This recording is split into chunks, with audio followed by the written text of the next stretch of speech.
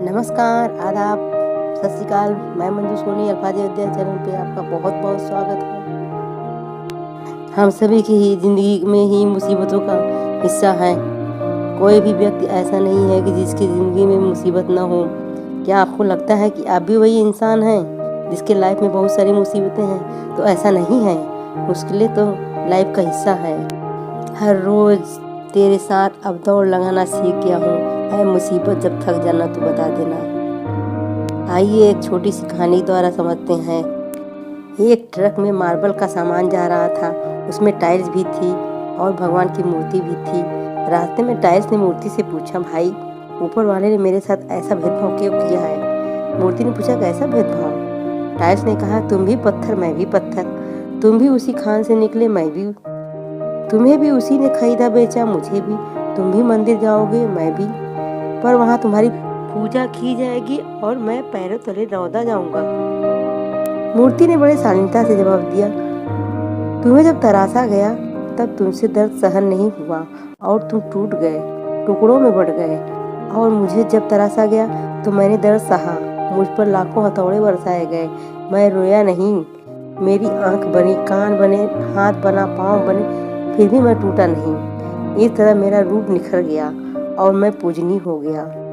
तुम भी दर्द सहते तो तुम भी पूजे जाते, मगर तुम टूट गए और टूटने वाले हमेशा ही पैर तले रौंदे जाते हैं। इसलिए जब भगवान तरास रहा हो तो टूट मत जाना, हिम्मत मत हारना, अपनी रफ्तार से आगे बढ़ते जाना, मंजिल जरूर मिलेगी। मुश्किलें केवल बेहतरीन लोगों के हिस्से में ही आती है, क्योंकि वो लोग ही उसे बेहतरीन तरीके से अंजाम देने की ताकत रखते हैं। रख हौसला, वो मंदिर भी आएगा, प्यासे के पास चलकर समंदर भी आएगा, थक कर ना बैठ ए मंजिल के मुसाफिर, फिर भी मंजिल और जीने का मजा भी आएगा। तो याद रखना, जीवन में कभी मुसीबत आए तो घबराना नहीं, गिर कर उठने वाले को ही बाजीगर कहते हैं। एक बात और भी याद रखना, यदि मुसीबत में कोई मदद मांगे तो सबसे पहले जाना और मदद कर देना। क्या पता वो अपनों से भी जख्म खाया हुआ हो और आपके साथ उसे अपनापन मिल जाए। श्री कृष्ण कहते हैं, ना पैसा बढ़ा ना पद बढ़ा, मुसीबत में जो साथ खड़ा वही सबसे बड़ा होता है। सोना यूं ही आभूषण नहीं बन जाता, उसे भी गलना पड़ता है, हथौड़ी की मार पड़ती है, बार बार चोट पहुंचाया जाता है, तब कई यातनाओं से गुजरने के बाद वो अपनी उच्चता को प्राप्त होता है। आप भी जब जीवन में मुसीबत आए तो घबराना नहीं, उसको एक चुनौती लेकर सामना करना। इसलिए जब भी जीवन में कभी संघर्ष आए तो हिम्मत मत हारना। एक गांव में दो दोस्त रहते थे, उसमें से एक 6 साल का था और दूसरा 10 साल का था। उन दोनों में गहरी दोस्ती थी, वह अपना सारा काम एक साथ करते थे, खेलना कूदना घूमना सब कुछ अपना एक साथ करते थे। ऐसे ही एक दिन घूमते घूमते जंगल में एक ओर चले गए, वहाँ पर खेलने लगे दोनों।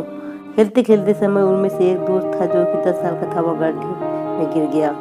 यह देख दूसरा बच्चा जो 6 साल का था, वो अपने आसपास देखता है कोई मदद के लिए मौजूद हो, लेकिन वहाँ कोई नहीं था। वह अपने दोस्त को बचाने के लिए जी तोड़ मेहनत करता है। वह जंगल से लकड़ी की छाल लाता है और एक रस्सी बनाता है, जैसे तैसे रस्सी बनकर उस रस्सी को गहरे में गड्ढे में डालता है और अपने दोस्त को बोलता है कि इसे पकड़कर बाहर निकल जाए। कई बार रस्सी टूटने, हाथ कटने से भी वो बार बार गड्ढे में गिरने लगा और फिर भी उस छोटे बच्चे ने हार नहीं मानी। अपने दोस्त को निकालने के लिए वो पूरी कोशिश किया, पूरा जान लगा दिया।